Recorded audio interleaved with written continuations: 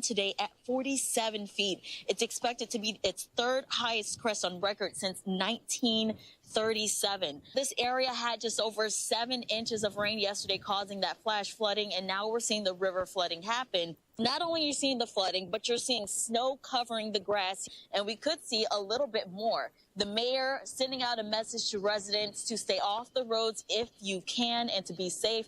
They've placed about 1,000 sandbags around their city, as well as barricades. More than 500,000 people are currently without power.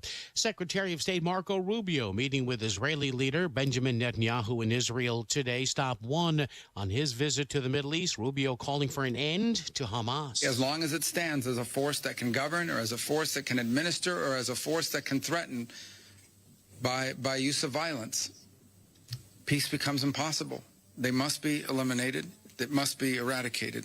Hamas did release 3 hostages on Saturday. Rubio's visit coming as Arab leaders are rejecting an idea from the Trump White House to relocate Gaza's Palestinian population and redevelop the area under U.S. leadership. Austrian authorities say a 23-year-old Syrian man accused of stabbing 6 people was motivated by Islamic terrorism. Officials say he has ties to ISIS and was radicalized online. A local food delivery worker helped to stop the attack. Austria's president calling the incident, quote, horrific, as political leaders are calling for tougher immigration rules. America's listening to Fox News.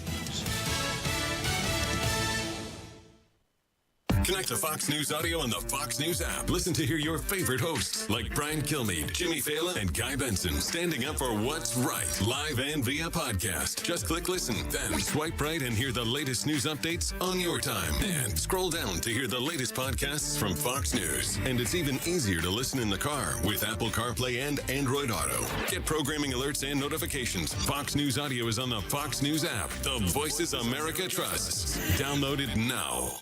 From the Fox News Podcasts Network. I'm Ben Domenech, Fox News contributor and editor of the Transom.com daily newsletter, and I'm inviting you to join a conversation every week with the smartest thinkers out there about the issues Americans face and where we're going as a nation. This show will feature deep dive interviews with newsmakers and some of your favorite Fox News analysts. I hope you'll join me as we dive into the fray. It's the Ben Domenech Podcast. Subscribe and listen now by going to foxnewspodcasts.com or wherever you download podcasts.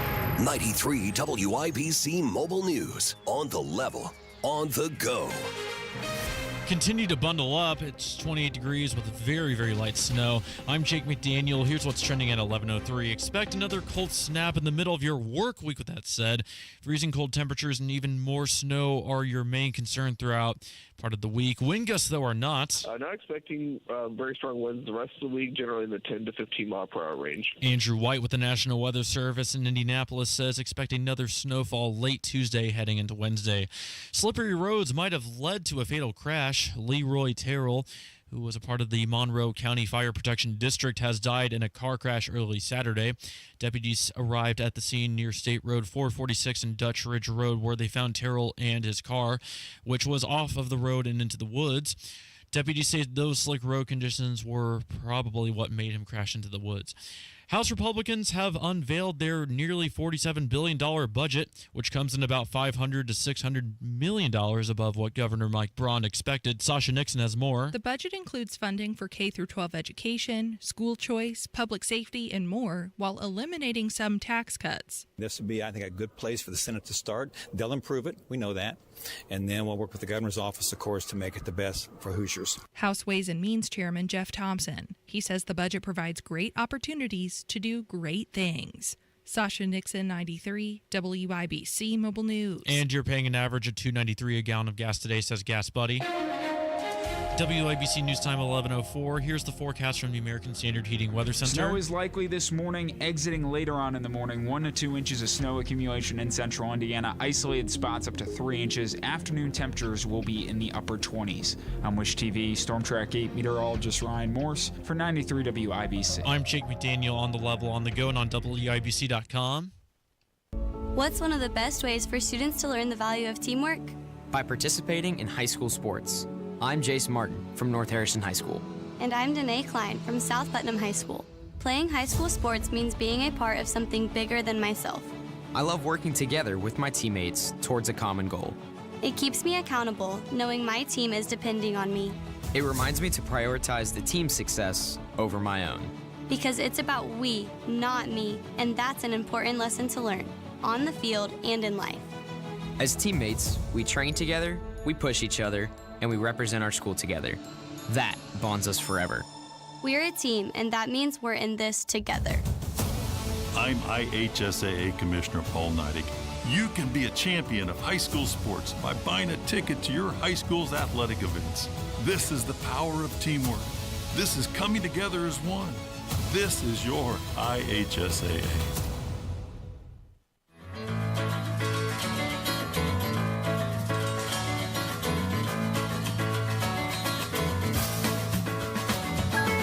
Well, hello, Central Indiana. Good morning to you. Oh, my. Terri Stacy with you, along with... Hey, good morning. This is Denny Paul Smith.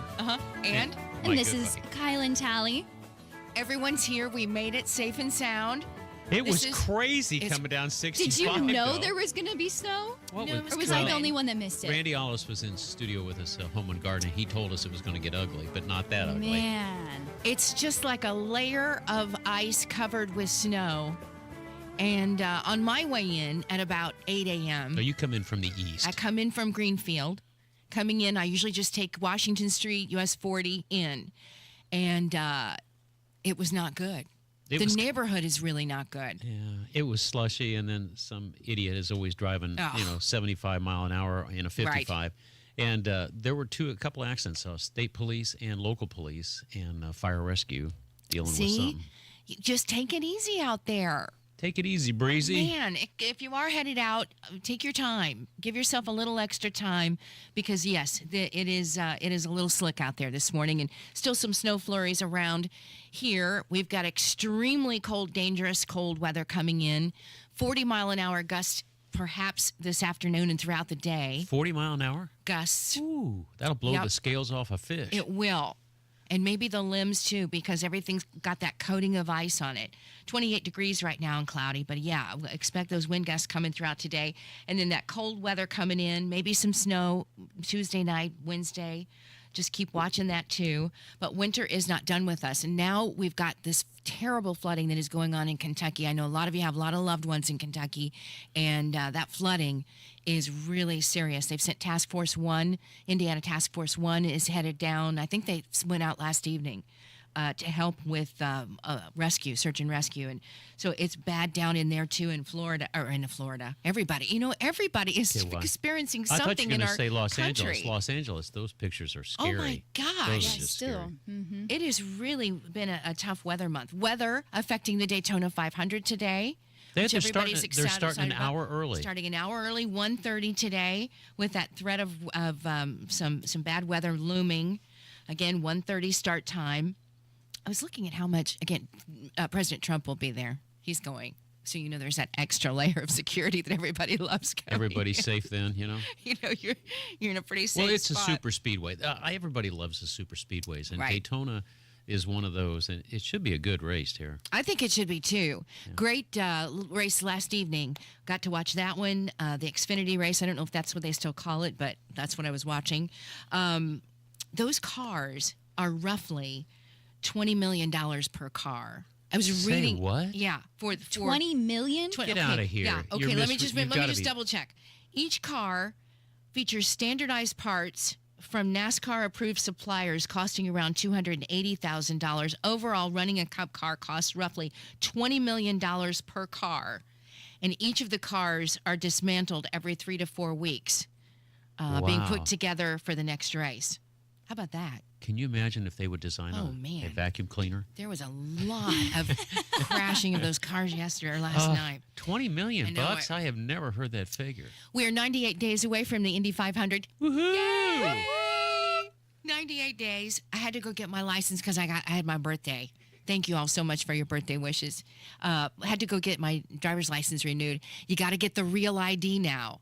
Right? You've got to have that. No, What's you the don't difference? have to. It's an option. But it's an option if you think you might fly sometime. In Tennessee, there's a lot of things that are required, but that it's a yellow circle with a star in it. It's a little star on it. It's an option so that you have a digital ID. I don't know. You can't fly without it. I've got after one. May. No, yes, you can always fly with Well, your with passport. your passport. Yeah, with your passport. Yeah, if your passport. If you just want convenience, go for it. They know what we're doing every 27 seconds of the day. But if you're me that's been married, you have to take.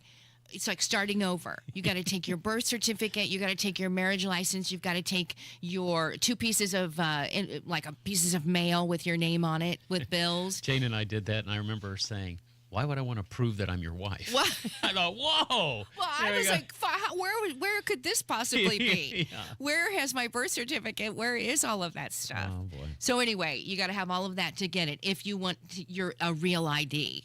Okay. All right. We are going to take a break because coming up, egg prices, this seems to be the conversation, right? The price of eggs, and they're soaring. So what's the truth behind what's happening? We're going to talk about what's the truth with what's happening with a local egg producer. We're going to do that when we come back. You're listening to The First Day on 93 WIBC. Things are happening.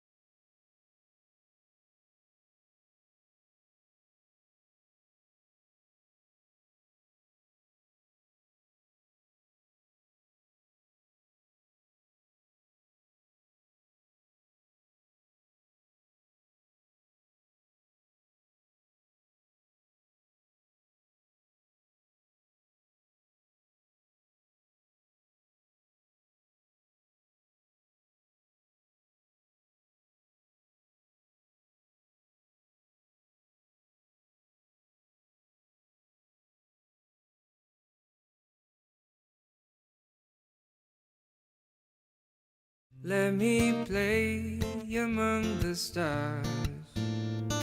Let me see what spring is like on Jupiter. Every once in a while, No Kielynn spring May here. really surprises me. Welcome back. You know what else is flying to the moon? Oh, egg prices.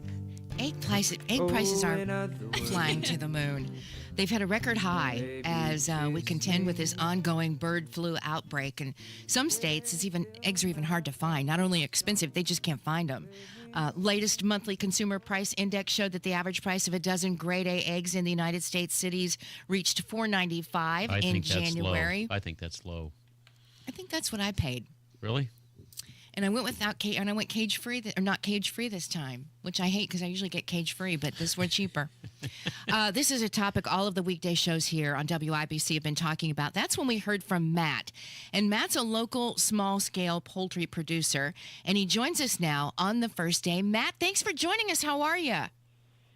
I'm all right. Thanks for having me. You know, I read in your note that you have been following this closely since 2022. And so we say that the reason that the eggs are more expensive is the bird flu outbreak. But you say some of these numbers that we're seeing on the flocks that have been killed, the numbers are deceptive. Help us understand a little bit. Okay. Well, the bird flu, it does exist. I'm not a denier or anything like that. But, where this lands is in the response. And a lot of us have a lot of questions about this response and, what's going on. If you'd like, I could kind of give you some numbers and tell you, help explain where things are. Yeah. And before we get to Matt, before we get to that, my first question should have been, is you say you're a small poultry producer. How small, what does that mean? Very small. We would fall under what Indiana would call a hobby flock. We're under 1,000 birds and okay. That pretty small. We mainly take care of the people in our community right here. Sure. Understand. Okay. Now, as you were starting to say, go through some of those numbers for us. Sure. If you look at the Indiana Board of Animal Health, BOAH dashboard, that can be found at in.gov/BOAH. They'll show on their dashboard their reaction so far. And as of the 11th of February, they were showing basically the birds that have died have been destroyed at 3,985,243. But there have been a couple of the HPAI updates, situational updates since then. HPAI is the highly pathogenic avian influenza that we keep hearing about. Yeah. On the 12th, there were 2 in Jay County, totaling another 2,679,377 birds. And then on the 13th, another in Washington for 14,075 birds. And that's a total of 6,678 birds. Well, I'm sorry, 6,678,695 birds just in Indiana that are destroyed or being slated for destruction, with about 40,000 of those being turkeys, the rest egg layers. And to put that a little bit easier to understand, we know a carton of eggs is a dozen, and a very conservative number for a laying chicken, a very conservative, would be 1 egg every other day. So if you break that down, that equals 275,000 cartons of eggs per day that we've lost in the first 6 weeks of Indiana. And it takes 6 months to get a bird from hatched to producing like they should, laying eggs. Have you lost any of your flock? Negative. No, all right. So no depopulation there where you are. Not yet. It could happen. How do you test? How do you test for H5N1? How do you do it? We do not test for that. That's what the Indiana Board of Animal Health does, and they put out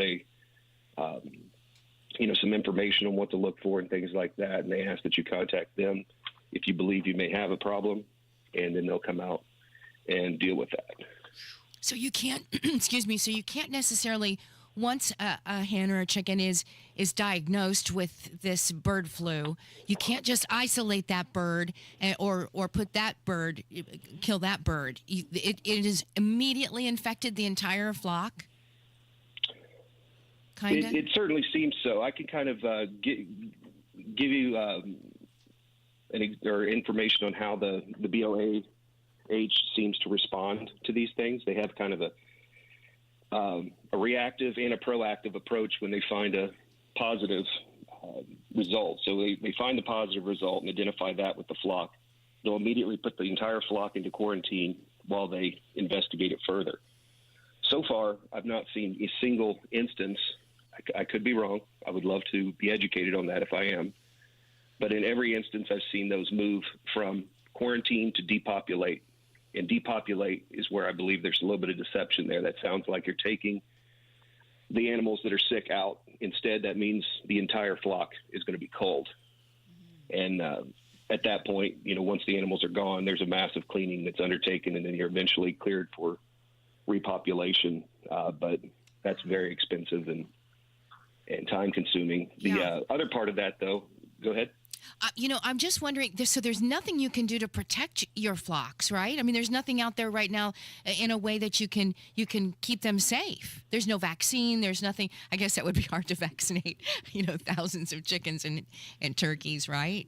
But there's got to be something. There's actually a massive push for vaccination, but a lot of us, especially the smaller farmers and keepers, and a lot of us are really kind of hesitant to deal with this vaccines that they're pushing out now. Not vaccines in general, but these mRNA things are very concerning to us. And one of the China takes a huge amount of our exports in eggs, and they won't accept vaccinated eggs, and that's been one of the big showstoppers for this. And it's always the really, really huge groups. I was just reading this morning on a Business Wire, which is a Berkshire Hathaway company group, that a certain manufacturer has been given a conditional license by the USDA to start a vaccine process, or start giving a vaccine under what's a conditional license. Is basically like the EUA that we're all familiar with when COVID came. And so, we're a little bit concerned about the vaccines and what's actually going on with all of that. Yeah. Not vaccines in general, but this mRNA stuff is a program, and that's a little bit concerning. Yeah. Matt, if you vaccinate your hens, do you disclose that when you're selling your eggs? Is that a mandatory disclosure? If we would vaccinate our birds, we wouldn't sell any eggs. The people that buy our birds and eggs, they don't want any of this. They want them raised the way that we're raising them, and kept the way that we keep them. Now, you mentioned, how do you guard against this virus? It's a virus. It's going to be everywhere. There's really no stopping it. I don't understand why we believe as humans we can stop a virus from spreading, but no,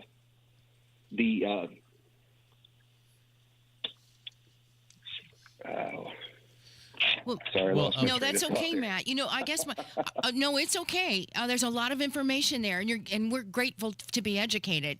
I know with Easter right around the corner here in 63 days, this is huge for the egg industry.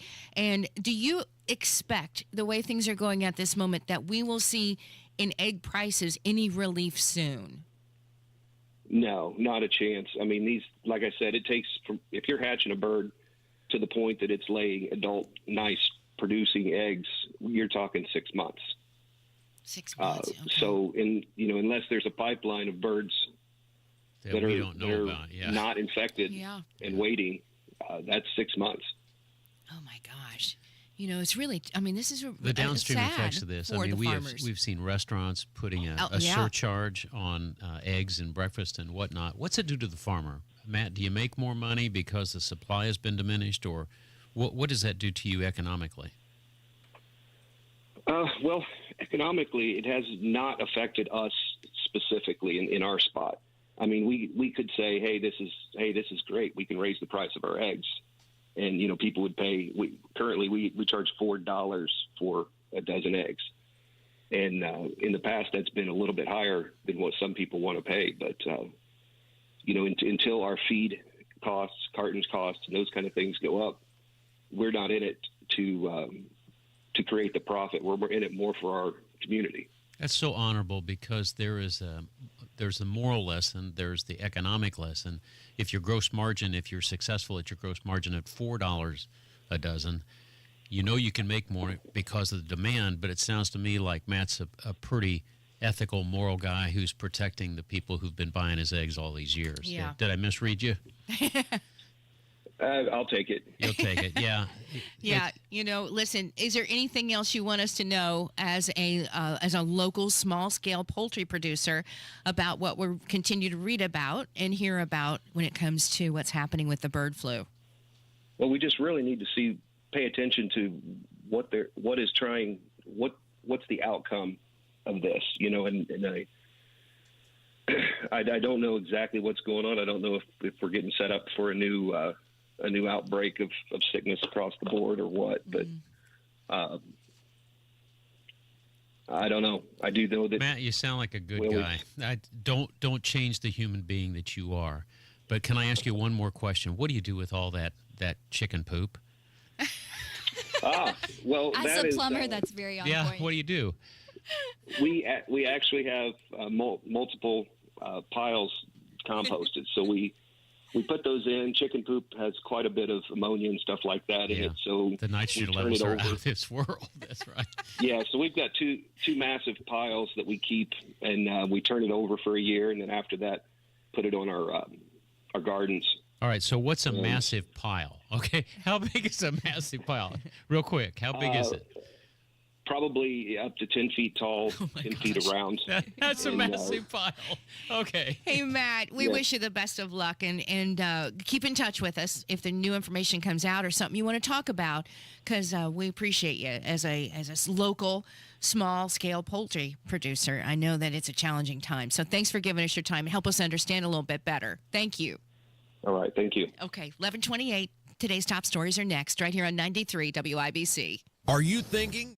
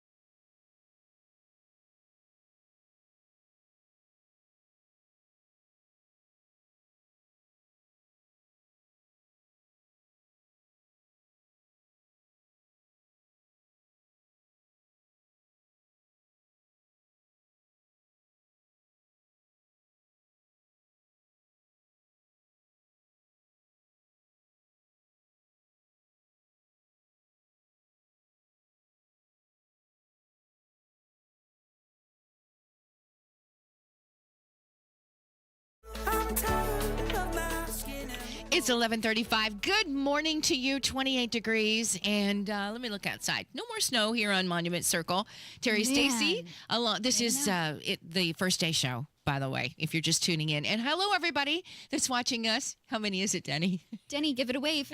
I have not got it. Why do you do that? I said I'm leaving my mic button off as you introduce this segment, and you call on me. Terri Lynn. I know. I'm like a teacher. I'll have to look it up. If you put your head down, I'm going to call on you. As soon as you start.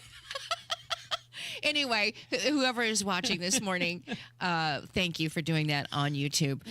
Be safe out there this morning where you're headed out to noon services or you're headed out to a grocery store or whatever you're doing. It is a little slippery out there this morning. It's a beautiful sight for sure, but there's a layer of ice in some spaces with some places with that snow covering on top. Many of our neighborhoods and some of the outlying areas too. So just be careful as you're headed out this morning. Again, Terri Stacy, Denny Smith. There's 10,000 that watch. We've got about 15 right now. Oh, gosh. You rascal. All right. I won't lie. I'm going to be like Cameron Nigel. Just give me 10 more. I need 10 more. Kielynn, please. We are extra excited. The energy is buzzing in here because we have Sampson Levingston through Two Eyes and Walk and Talk Indy's best. He joins us now. Terri, a year ago today, we were talking with him about the All-Star. Yes, we Sampson, were. that's crazy. But now we're going to get to talk about the development of Indy neighborhoods. Sampson, I guess just take it away, yeah? Let's talk about the Martindale neighborhood a little bit. And that's on the east side. It's like Indian Avenue gets a lot of love, and I want it to get love. But a lot of people think, okay, well, where else? Like, all the black people are living there. On the east side, about this big railroad stop on the east side of Indianapolis, okay, like the big four railroads were there as the town of Brightwood was developing, and Brightwood was its own city for a time. They had their own YMCA, they had their own library, they were like their own entity, and the railroads, the trains brought a lot of money in there. Well, anytime there's a lot of industry, that means they're going to need workers, right? And so, like, black people are coming here looking to work, looking to provide for their families, and that became an area where there were a lot of black employment going on. So there's a lot of black living going on, a lot of black houses, a lot of black restaurants and grocery stores over on the east side of Indianapolis. And on 16th, and it's like Columbia, there's John Hope School 26. And you can see that was one time the largest elementary school in the state of Indiana, regardless of race. And it was all black. And it's named after? John Hope. He was the president of Atlanta University, which is now Clark Atlanta University. And in John Hope School 26, there's the Paul Laurence Dunbar Library. And our libraries weren't formally segregated ever. But you can kind of tell right away when there's a space that's for you and there's a space that may be for another group of people in Indianapolis.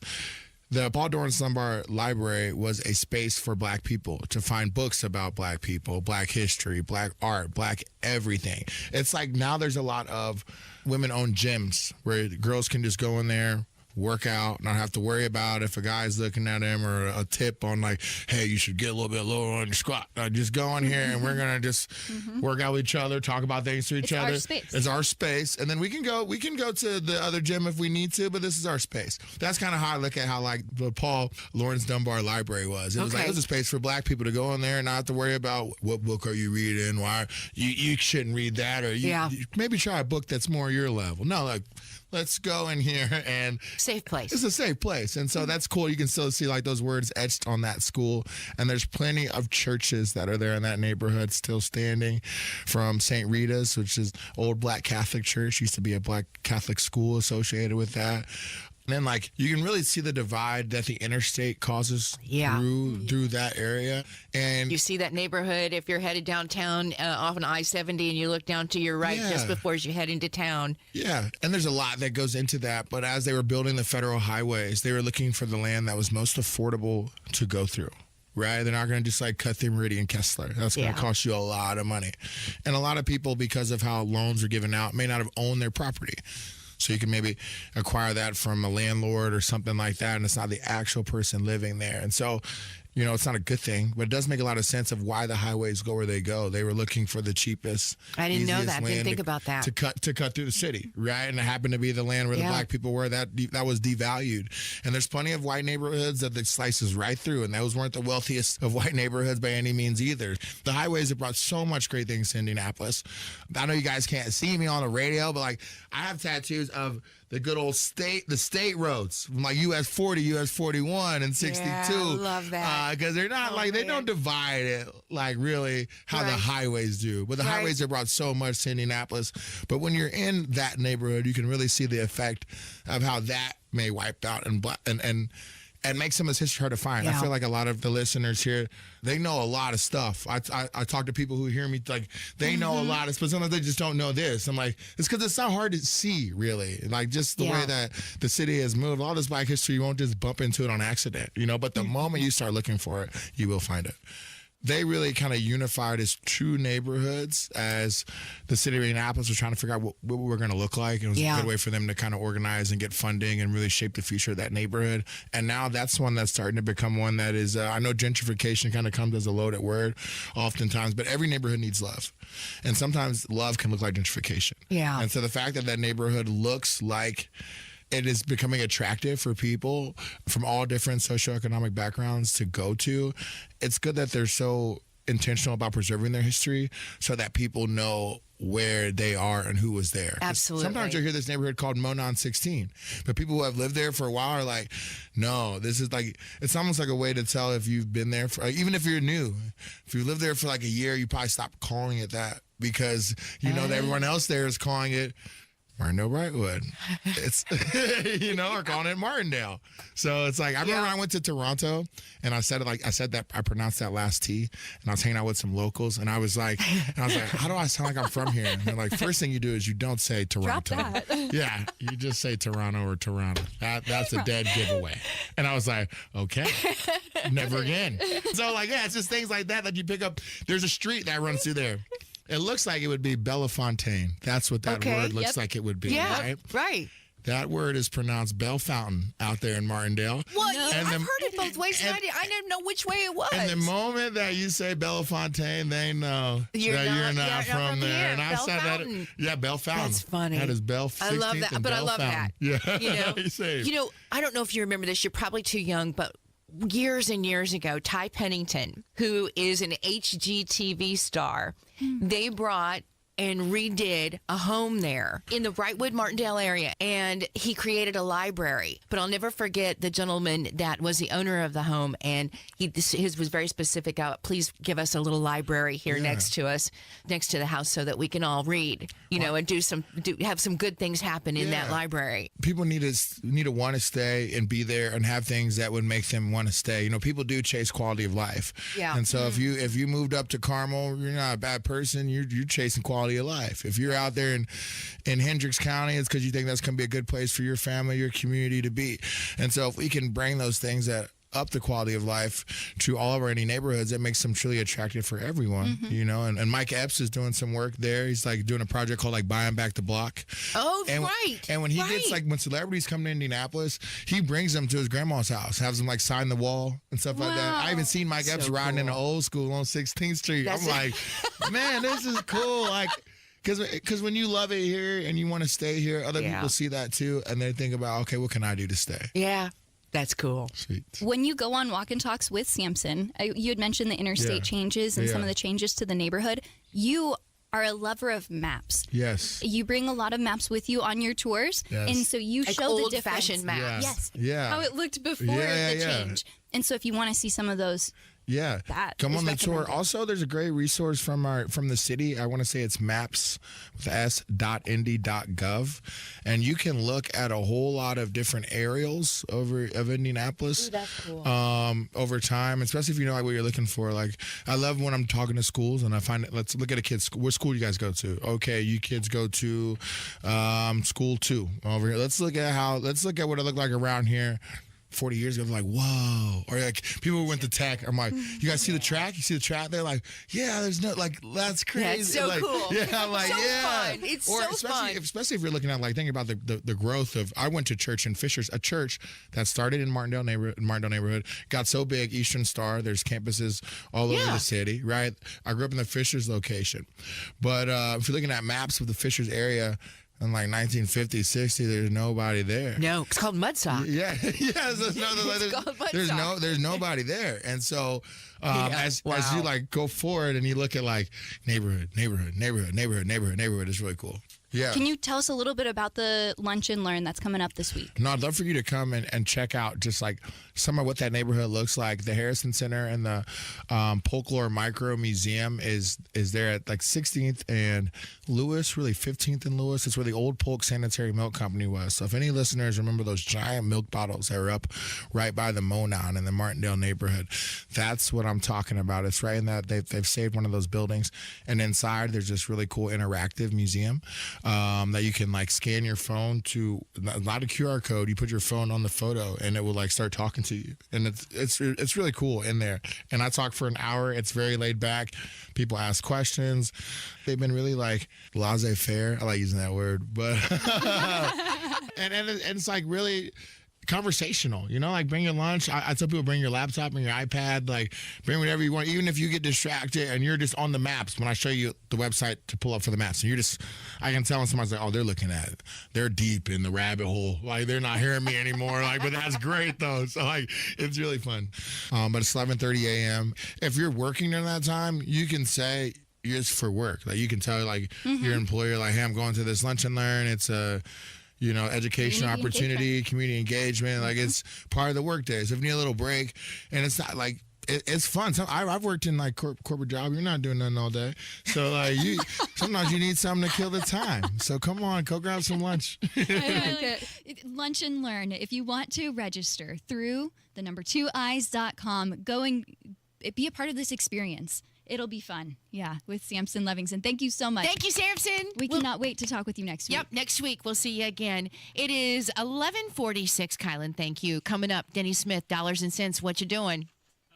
Turn your mic on. We're going to... I know, I'm playing the part of Ethan Patterson.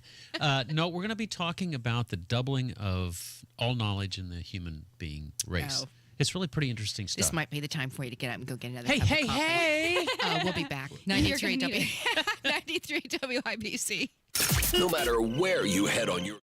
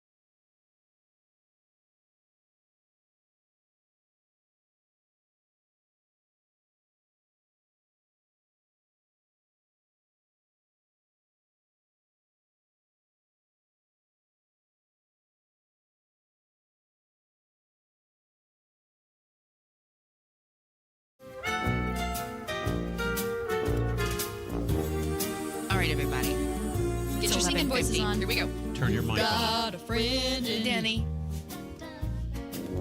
You've got a friend in Denny. when The road looks snowy ahead. Oh, I like that. Something. I like it. It's cold. I would like my warm bed. Just remember what your friend Denny said. You've got a friend in Denny. Do you like- Everybody Do y'all like sing. predictions? Got a friend in We're not Denny. Okay, you keep singing. Do you like predictions? You know, predictions like can predictions. scare us and whatever. In the Did late you know about the asteroid that's coming? That's some. they can blow that sucker right out of the air anytime They they know. want. But then Not sure all about of the this flying one. pieces. Yeah. Not sure. In the 1960s, there was a professor from Stanford University who really thought he was hot snot. And remember when we said that hot snot are warmed over boogers? Yeah, he was warmed over boogers. His name was Paul Ehrlich, and he predicted that there would be a population bomb that went off. And he and his wife said that we would run out of resources, we'd run out of food, and the whole planet was going to starve. It was a lot of baloney, and everybody makes predictions. One of the things I watch is how the really savvy investors make decisions. Now, the really savvy people will clearly say, I think or I believe, but they never say, I know. So I started this journey down artificial intelligence. I'm taking a class now and learning how artificial intelligence is used. And I've looked at several different AI platforms. I've looked at Bard. I've looked at Gemini. I've looked at ChatGPT, and I've been using them and doing a deep dive. When I came home from my honeymoon, I remember the first sermon I heard in church, and it was the minister saying that all knowledge doubles about every 100 years. Now, that was back in the 70s when Jane and I got married. Well, now, believe it or not, it used to say that all intelligence of the human race would double every 100 years, every century. Well, then after World War II, it started doubling about every 25 years. In the early 2000s, it was doubling every 12 to 13 months. But now with artificial intelligence, you're not going to believe this. They say that our knowledge base is doubling every few hours. Our knowledge base is doubling every few hours, meaning we're gaining more and more knowledge in our brains every couple of hours. If you measure the IQ of the basic ChatGPT or artificial intelligence, it's about 160. Now that's the top 1/1000% of the world's population. There's only so many people that have an IQ of 160. Now they're saying that AI is soon to have an IQ of 200, which means that these are going to be really, really smart machines. They're not going to be emotional, but they have these language databases that they can go back on. If you look at Gemini, Gemini looks at all of the websites that are out there and all the knowledge that's on those websites, and they're just digesting these quicker and quicker and quicker. So what you want to do as an investor is you want to say, okay, how is this going to affect, the markets? What's going to happen? And the prediction is that there will be an explosive demand for electricity and energy. To give you a rough idea, the standard NVIDIA, what we call AI chip, uses about 80 kilowatts an hour. Now, that's an awful lot. That's 20 times more than an oven at full blast. That's about 3,000 times more than a refrigerator at full blast. And it's about 107 horsepower. So it is a lot of energy.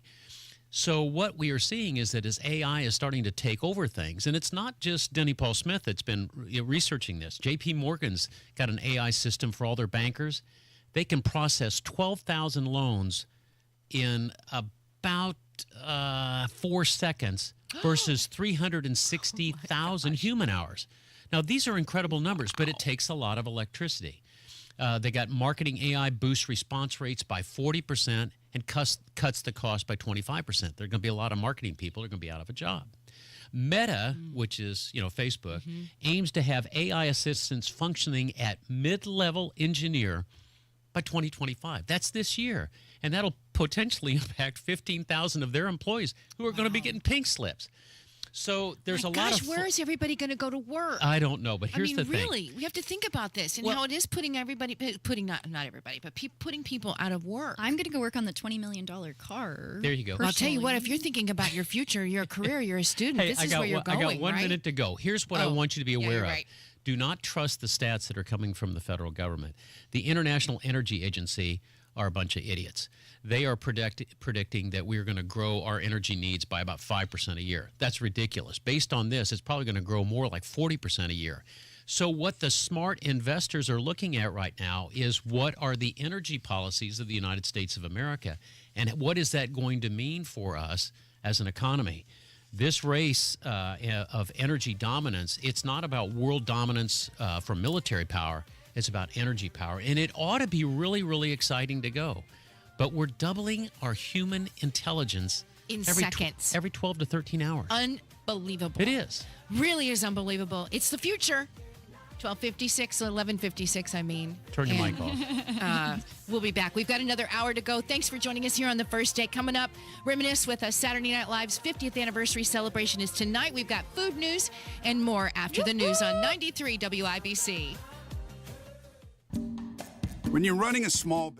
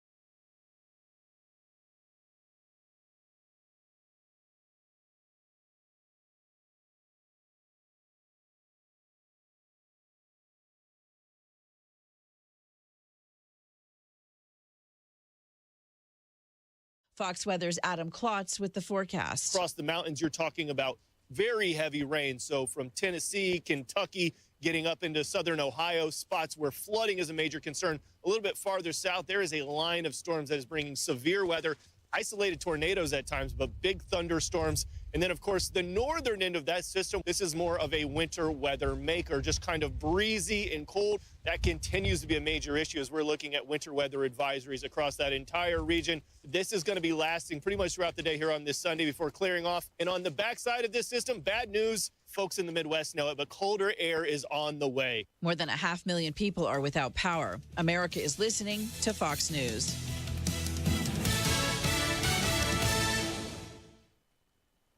Fox News Audio presents the Fox Nation Investigates podcast, Evil Next Door, exploring the life and crimes of 5 serial predators from across the United States. It's a very disturbing case. In never-before-heard interviews and first-hand perspectives. It's described as pure evil. That's a good description. The Fox Nation Investigates podcast, Evil Next Door. Follow and listen starting February 25th at foxtruecrime.com or wherever you get your favorite podcasts. It is time to take the quiz. 5 days a week, it's 5 questions in less than 5 minutes. We ask people on the streets of New York City to play along. Let's see how you do. What are the 2 active volcanoes on mainland Europe called? Is Vesuvio one of them? Vesuvius and Etna. How'd you do? Exactly. These get tougher, so hang on. Take the quiz every weekday at thequiz.fox. Then come back here to see how you did. Thank you for taking the quiz. 93 WIBC Mobile News. On the level, on the go.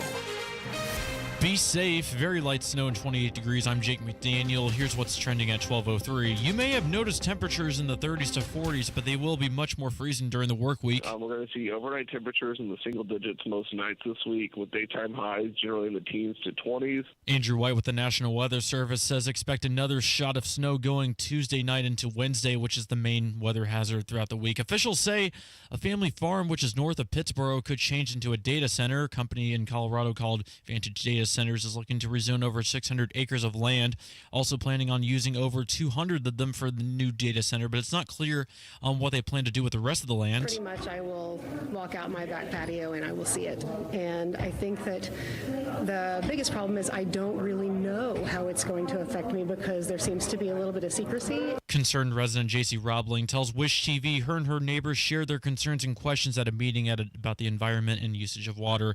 House Republicans have unveiled their nearly $47 billion budget, which is above what Governor Mike Brown expected. We've looked at the governor's budget, and he's done a wonderful job in setting the framework for opportunity for Hoosiers and keeping a balanced budget. House Ways and Means Chairman Jeff Thompson, while the budget came in about millions of dollars higher than expected, he says it is still in line with the governor's goals. I see really in alignment, really close in alignment. All of this is used for K-12 education, school choice, public safety, and more. WIBC News Time 12:04. Here's the forecast from the American Standard Heating Weather Center. Snow is likely this morning, exiting later on in the morning. 1 to 2 inches of snow accumulation in central Indiana. Isolated spots up to 3 inches. Afternoon temperatures will be in the upper 20s. I'm Wish TV Storm Track 8 meteorologist Ryan Morse for 93 WIBC. I'm Jake McDaniel, on the level, on the go, and on WIBC.com. We love playing high school sports because we get to compete and have fun with our friends. We've also learned skills we'll need for the rest of our lives. I'm Sawyer Tittman from Fort Wayne Snyder High School. And I'm Pierce Darrington from Floyd Central High School. It takes discipline and commitment to put in the work every practice. It takes focus and determination to make the right play when the game is on the line. It takes resilience and humility to find ways to improve after a tough loss. What better way to learn these life skills than by playing high school sports? Where we have coaches who mentor us, teammates who become our best friends, memories we'll never forget. And important life lessons ingrained in us forever. I'm IHSAA Commissioner Paul Neidig. Be a champion of high school sports by buying a ticket to your high school's athletic events. This is developing character for life. This is what education-based athletics are all about. This is your IHSAA.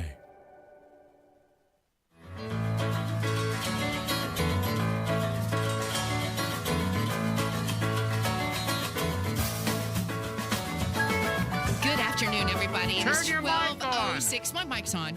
Man, he is not going to let that go. No, well, she called It's a me new out. hour. It's a new fresh breath of air. Take it in, Denny. Ready? 1, 2, 3. Good. You're going to need that if you get out on the road It's like today. an air fragrance commercial. Hey, be careful if you're out there driving around today. There really is still some snow flurries around, and there is some icy conditions underneath that layer of snow. And got a couple inches. Looks like we got a little more in where I live in Hancock County. It looks like maybe 3 inches or so. But here downtown Indianapolis, the roads are in pretty good shape. I'm Terri Stacy along with Denny Smith. Kielynn Talley is also here. Some of you got the day off for President's Day tomorrow, so you're enjoying a long weekend. I will mention the Ford Indianapolis Boat Sport and Travel Show is going on at the fairgrounds. Last week, Denny, I think I told Kielynn this. I had a conversation. I was doing an interview with who I just love. He's called the Morel Maniac. Tom Nauman is his name. And Tom Nauman taught me everything really that I know about, besides my sister and my brother-in-law, but taught me really a lot over the years about morel mushroom hunting. He's from Illinois.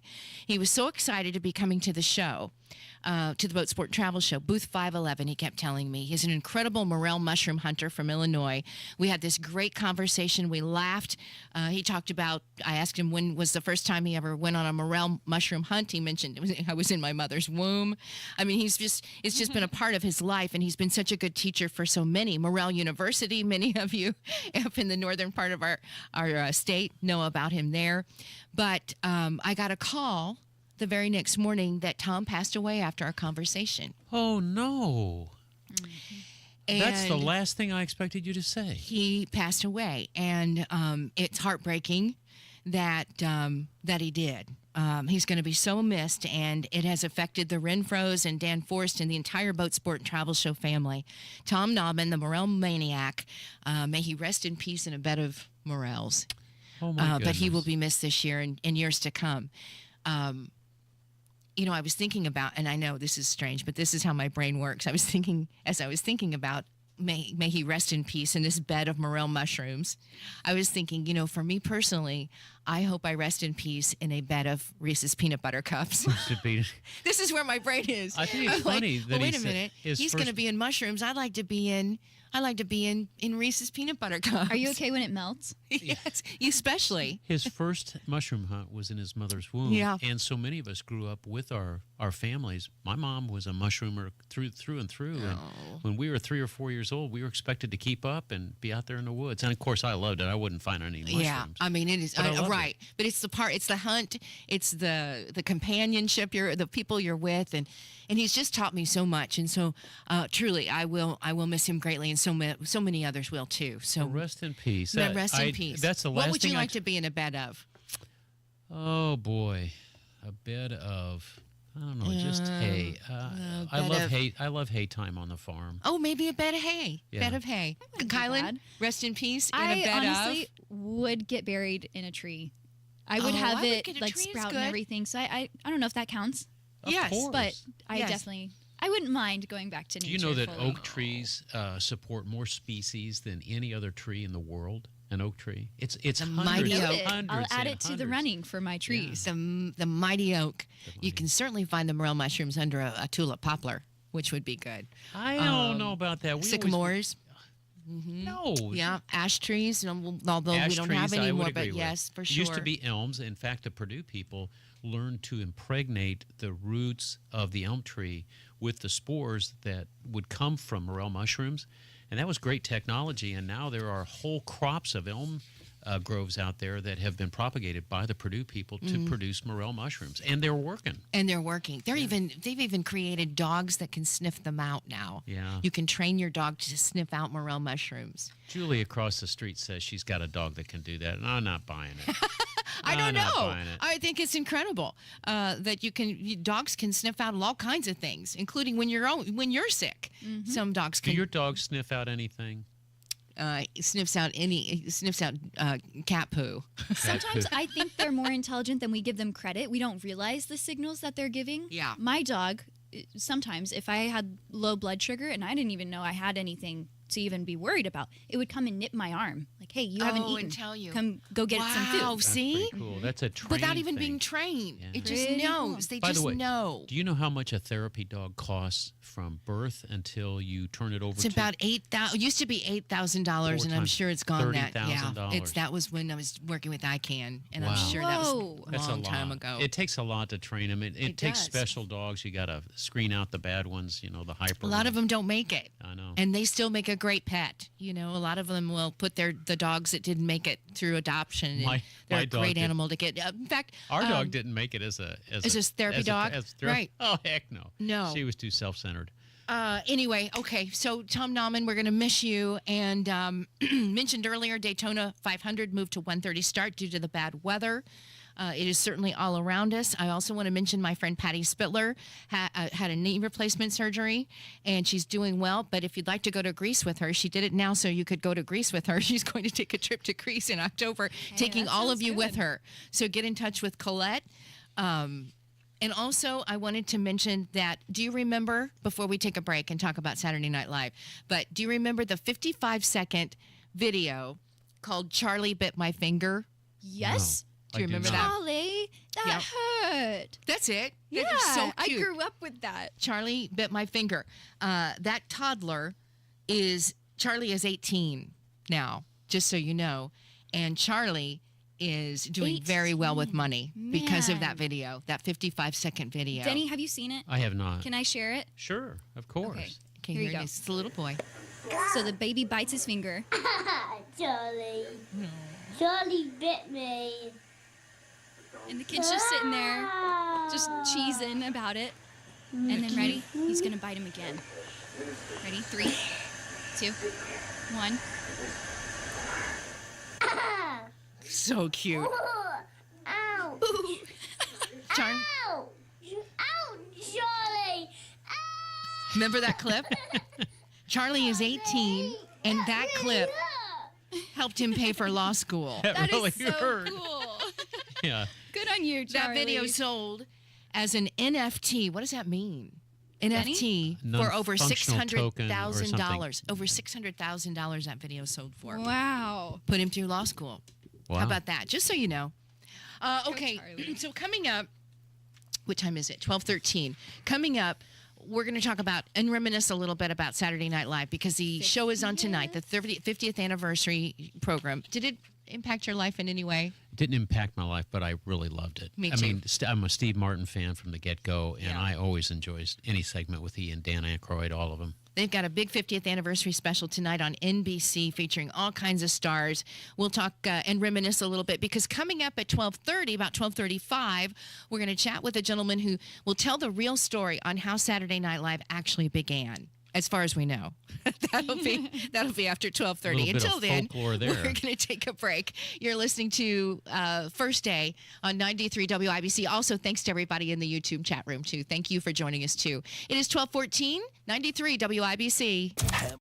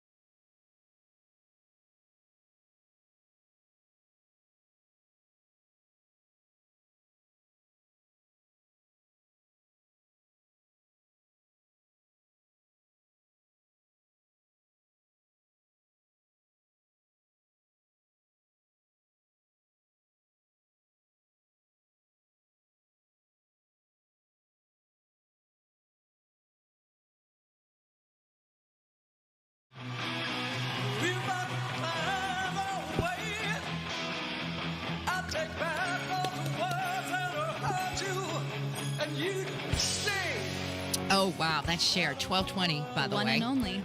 Was that from the show they did on Friday night? Yep. From the concert, they showed a best of all of the. They were celebrating all the music that has been a part of Saturday Night Live in 50 years. Do you remember who was the first band to perform? Kielynn, will you look it up? I know George Carlin was the first host.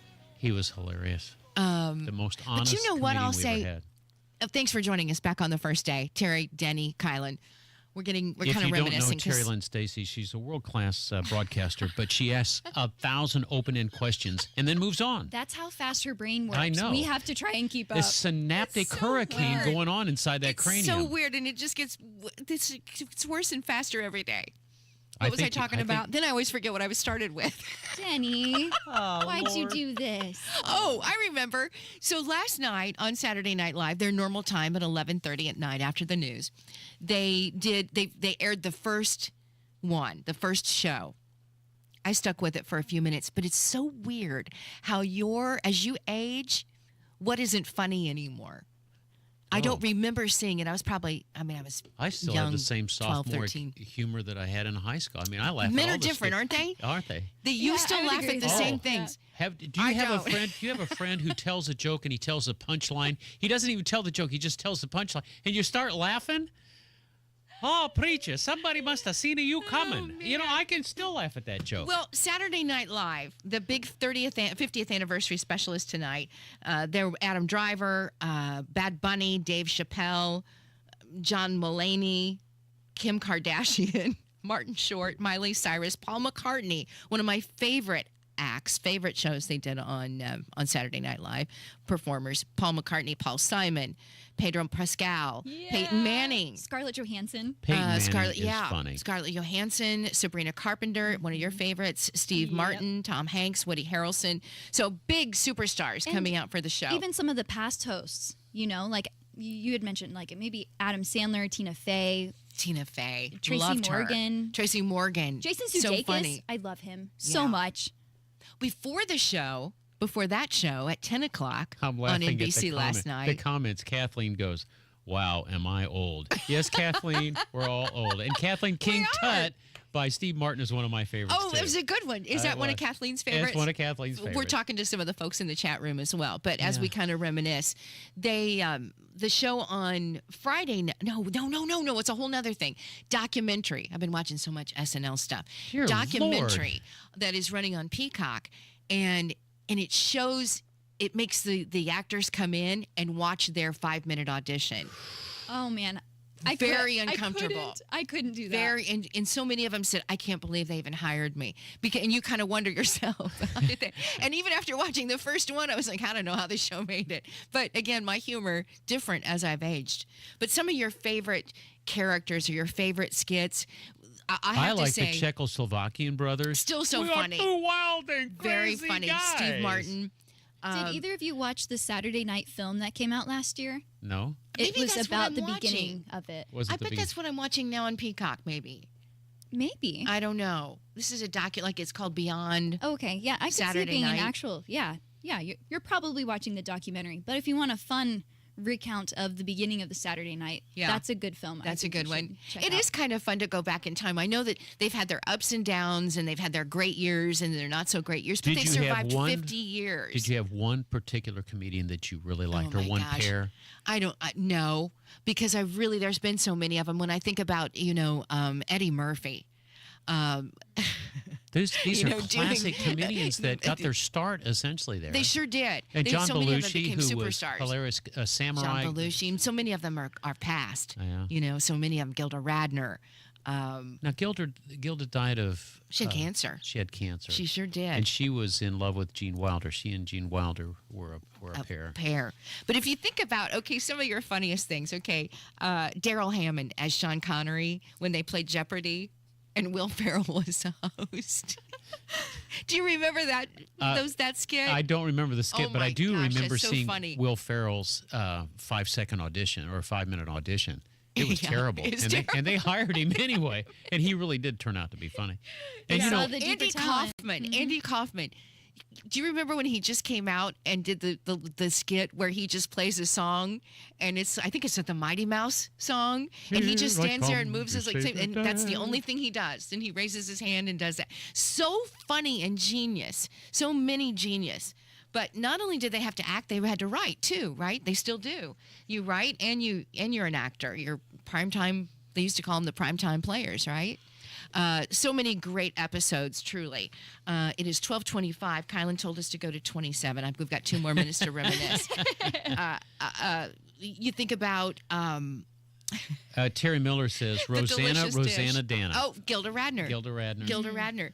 Anna Gasteyer and Margaret Jo McCullough and Molly Shannon as Terry during the Delicious Dish. What was the Do you remember dating? that one? It's like the NPR thing, and they're both sitting in a microphone, and they bring in sweaty balls. Like they bring in what's his name? Or and they have the counterpoint with Jane Curtin and Dan Aykroyd. So good. Said, Jane, you miserable slut. You know. And the Coneheads. Oh, Phil Hartman. Here, the group is going. Rosanna Dana. Yeah. These Kate McKinnon. Lane I loved Sharp. Kate McKinnon. As I mentioned, Eddie Murphy when he was Mr. Rogers, or he was actually Mr. Robinson. Remember at the dating group it says, "Thank you, Mrs. Lubner." No. Oh, I don't remember that one. It was a dating group. I think it was Dan Aykroyd and Gilda Radner, and she was being courted by Dan Aykroyd, and then her mother comes out and he called her, "Thank you, Mrs. Lubner." The one who was the actress that she played the Catholic girl, the little Catholic girl, and she came running out and she'd shove her hands into her armpits and then she would smell them. No. Do you remember that? Yeah. Terry, were you watching the same Saturday Night Live I was watching? Remember that one? She made me laugh. Oh, boy. Okay, all right, we're going to take a break. Possibly Mary Catherine Gallagher. Oh, that's the one. Mary Catherine. Who is that actress? Was that Molly? No, that wasn't Molly Shannon. Oh, man. I'm not sure who that was. Shannon? We're going to continue our reminiscing with somebody that is a professional announcer. Yep. Oh, yeah. Terry is on the camera, and she just stuck her fingers in her pits and smelled them, and the reaction. Full reenactment. Whoa, what you doing there, Ter? Yeah. All right, we're going to get to the news. We'll be back. You're listening to The First Day on 93 WIBC.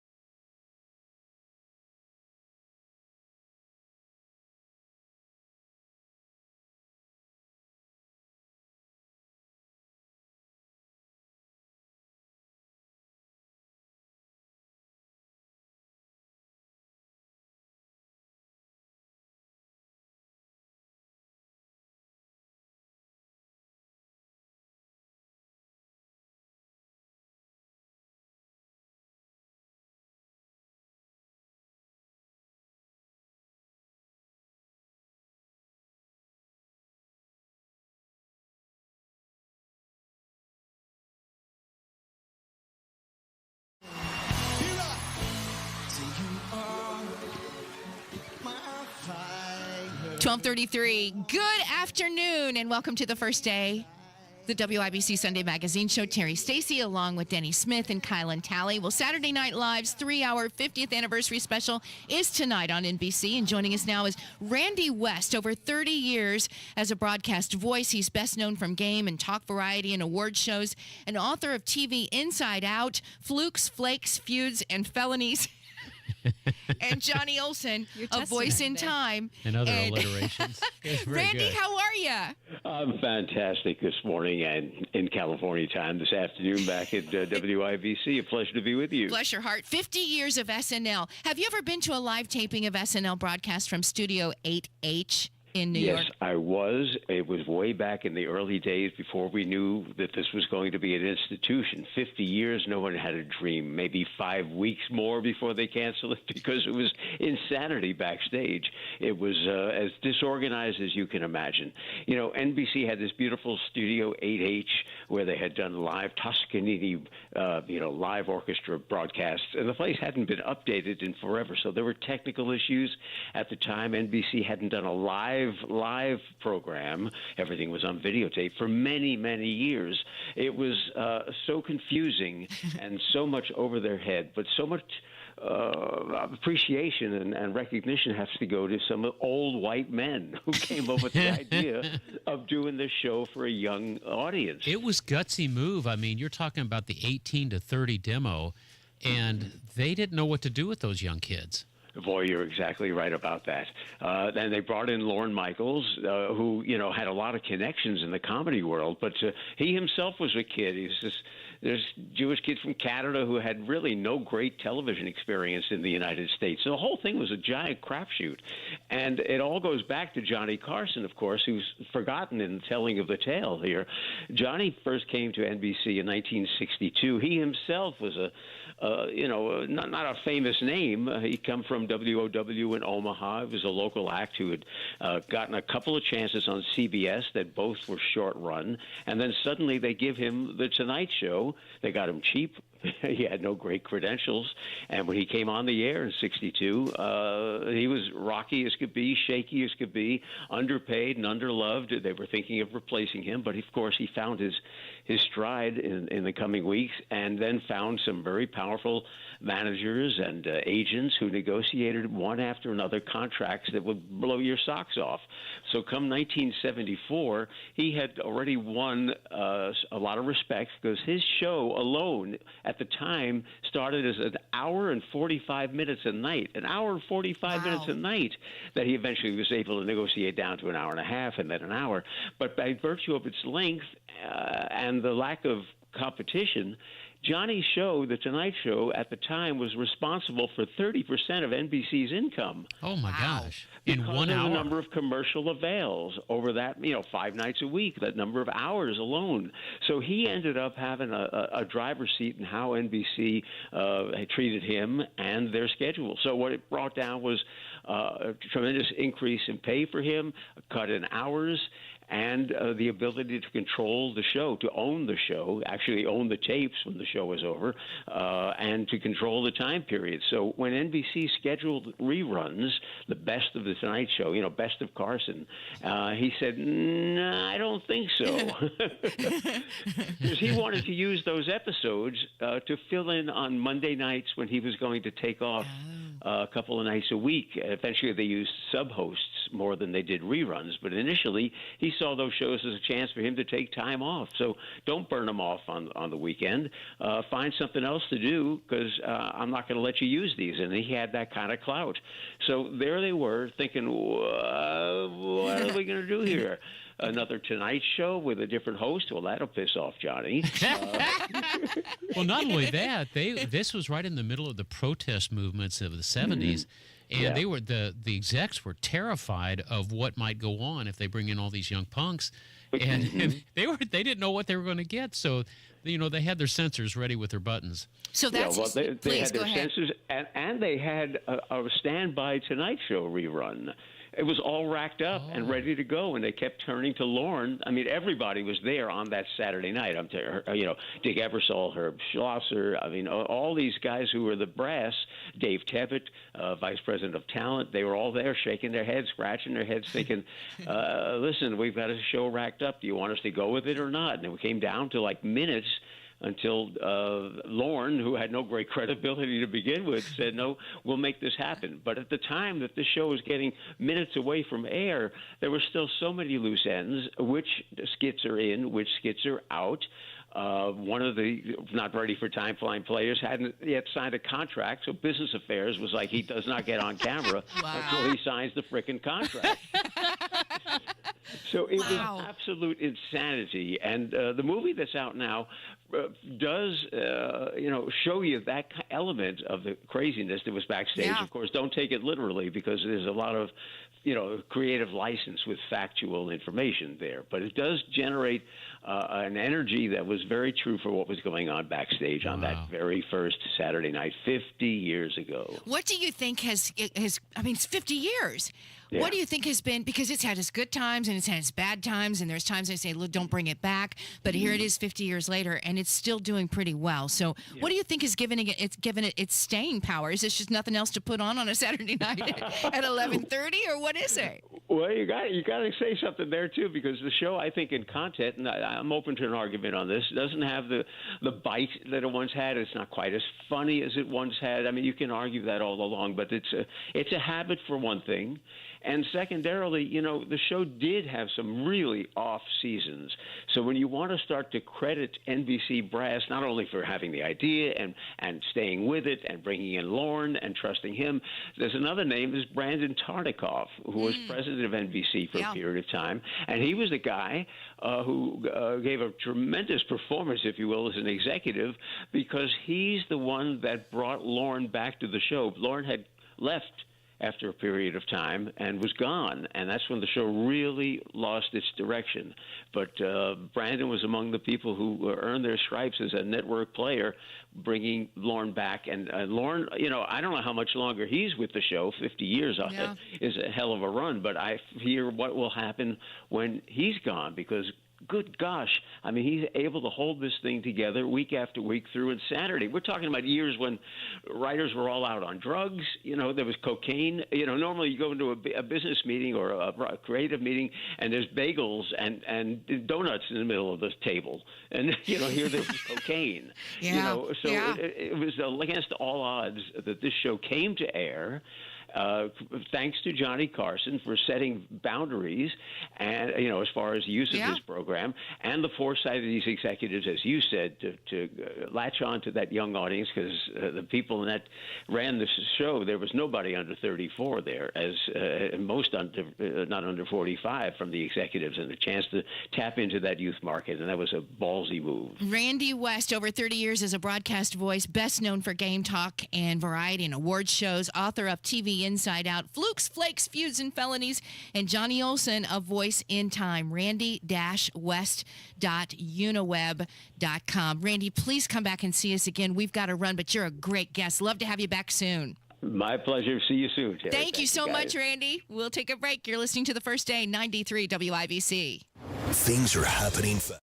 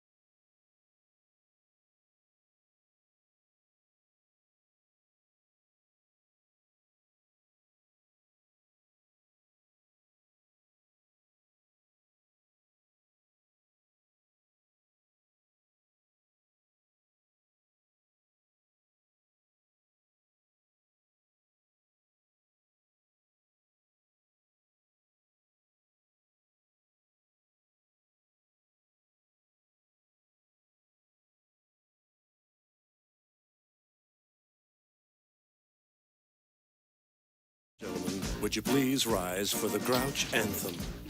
No. With a Grouch Anthem, you stay sitting down in front there. Now brace yourself, I'm gonna sing. Grouches of the world unite. It's National Grouch Day. Denny, it's a perfect day for you. Quit it. I am not a grouch. Get off my lawn. It's Oscar the Grouch singing, as you probably already know. Let the sunshine spoil your rain. Just stand up. Were these Muppets? Yes. Were they? Okay. This is Oscar the Grouch that lives in the trash can. Oh, boy. It's National Grouch Day. Also, National Do a Grouch a Favor Day. So if you know a grouch in your life, like Denny, you can just do him a favor. Just brighten his day. Something to brighten his day. I could give him food because it's also National No One Eats Alone Day. That's perfect. Kylan's been making hoe cakes. I love this. Okay. Whoa, what type of cakes? I'm excited. Kylan's been making hoe cakes. President's Day is tomorrow. Okay, you mean like Disney ho-hos? No, on your ho-ho. Hoe cakes, like the hoe that you use for farming.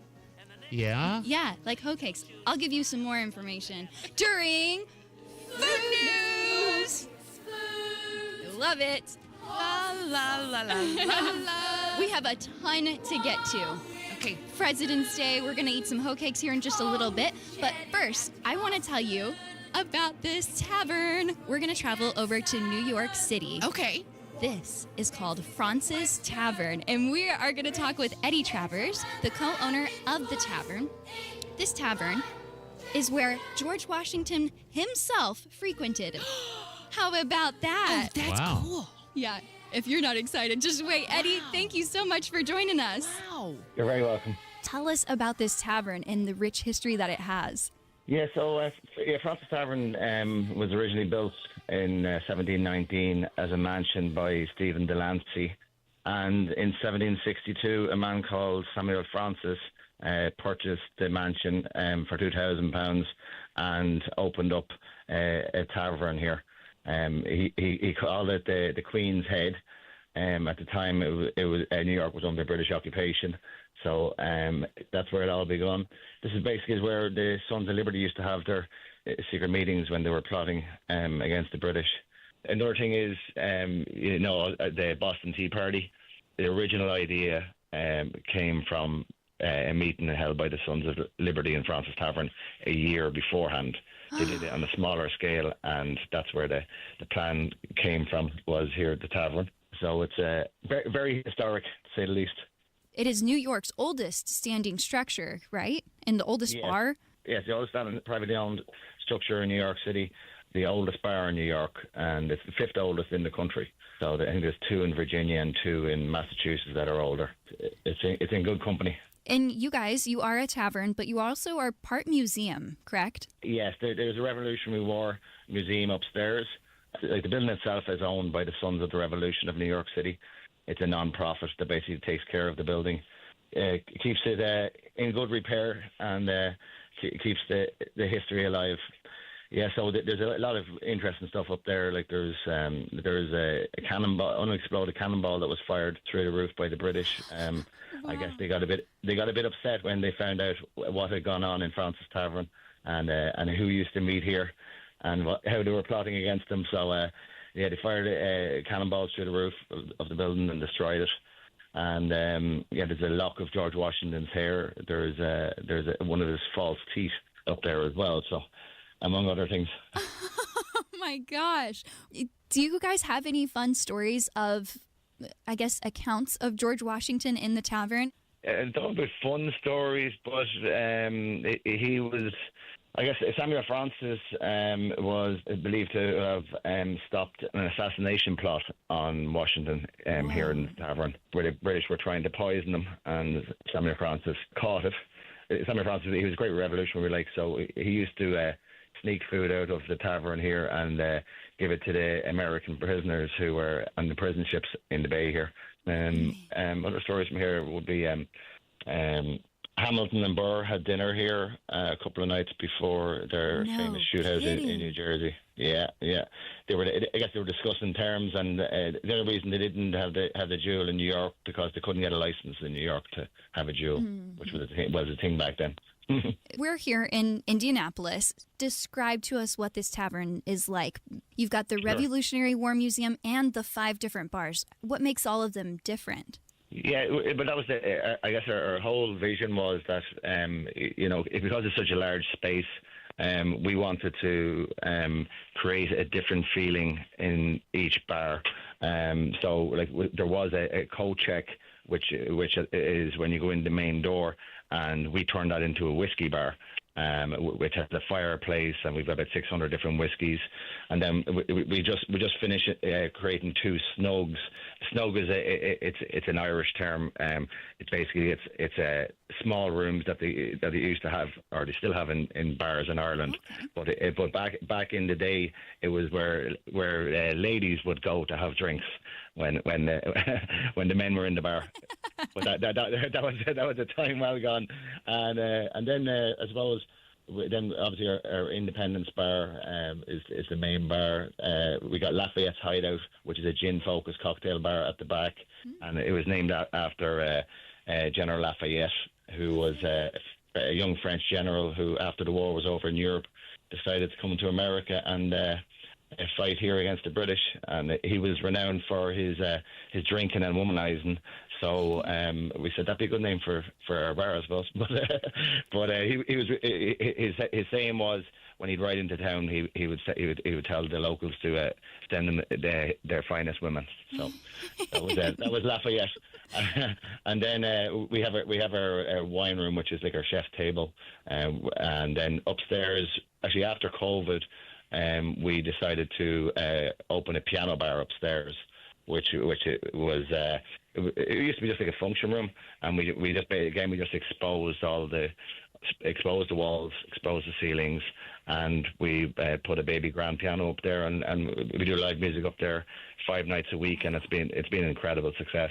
Every night it's packed, so that's been a really big help to us. I think the founding fathers would still have a great time in this tavern just today, in today's age. Absolutely. The founding fathers frequented it. Even now today, you have some pretty awesome people come by. Leonardo DiCaprio, Katie Taylor, anyone else? Any other great moments in this tavern for you? My favorite movie was True Romance, and Christian Slater was here. No way. And he was doing they filmed a movie here called Dr. Death. I don't think it didn't do quite well, but he was as cool as you could imagine. He's just a really nice guy, and he was very impressed with the tavern. His words were, "This place is awesome." So but Paul Giamatti has been here, Harry Connick Jr. We do get a lot of celebrities, but we make sure that we never we tell our staff, don't wreck celebrities when they come in. Just treat them like everybody else, and I think as a result, that's why they really enjoy coming in here. Eddie, it has been such a pleasure talking with you. Thank you for the time. You're very welcome. It's been my pleasure. Eddie Travers, co-owner of the Fraunces Tavern in New York City. If you ever happen to be in New York, go check them out. That's so fun. Now, Terry, you're ruining the hoe cakes. Is running over. We are cooking hoe cakes in studio. Hoe cakes are cornmeal pancakes. They were supposedly George Washington's favorite food. Terry, they're not supposed to be scrambled hoe cakes. Of they're his supposed to be birthday like tomorrow, pancakes. Here's a little hoe cake. I'm showing the YouTube feed. The lighting's tough, but they according to some of his visitors, like Sargent, he called the breakfast very substantial, with Indian hoe cake with butter and honey forming the principal component parts. Okay. And then lift it a little bit higher. And just then a little bit higher. Martha, that's good right there. Hold Martha it right there. Washington's granddaughter, she said that he would eat 3 of these cakes swimming in butter and honey. So I have some honey to go with it. Wow. So maybe for your President's Day, you can also do that. Make some hoe cakes at home, some little cornmeal pancakes. Yeah. And that's where Santa Claus learned to say ho, well, ho, ho. don't be spreading lies. Terry Lynn's really Thank you going guys after so this. much for everything. Thank you for the show. Terry, you just Happy put the butter President's knife Day. on the table. Terry, you have 10 seconds. What do you want to say to the people?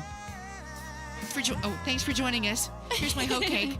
Ho, ho, Enjoy ho. the rest of your weekend, Thanks for friends. listening. Have a Thanks for great watching. weekend. Be careful. Greetings from R&R Agency, your Indiana health insurance pros. And a thank you to our loyal customers for making our agency a national sales leader for the 7th straight year. We recently saved a family of 4 over $500 monthly when compared to their ACA plan.